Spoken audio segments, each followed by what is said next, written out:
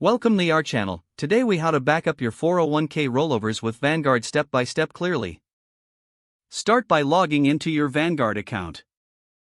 If you do not have an account, create one by following the prompts on the Vanguard website. Once logged in, navigate to the My Accounts section of the dashboard. Select the option for rollovers to access the rollover tools. Choose the type of account you wish to rollover, such as a 401k. Gather the necessary information from your old 401k plan.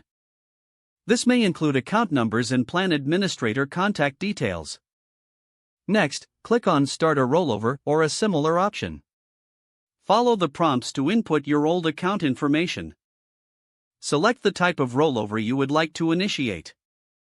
This can include a direct rollover or an indirect rollover. Review the tax implications of your chosen rollover type. Complete any required form. Submit your rollover request through the Vanguard platform. If opting for a direct rollover, your old plan administrator will need to be contacted. Provide them with your Vanguard account information. If you're completing an indirect rollover, ensure you understand the time limits for deposit.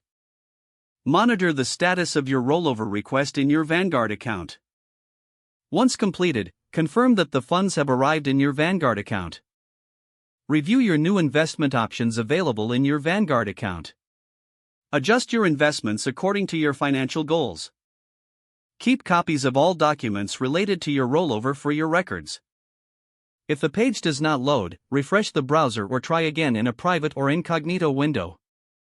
Make sure you are using the correct email address, then retype it carefully to avoid small typos. If your password is not accepted, use the reset option and create a new strong password you can remember. Check your spam folder for verification or security emails, then complete any requested confirmation steps. Enable two-factor authentication if available to improve account security and reduce unauthorized access risk. After signing in, review your profile details so your contact information and settings are accurate. Don't forget to like this video and subscribe to our channel for more step-by-step tech guides.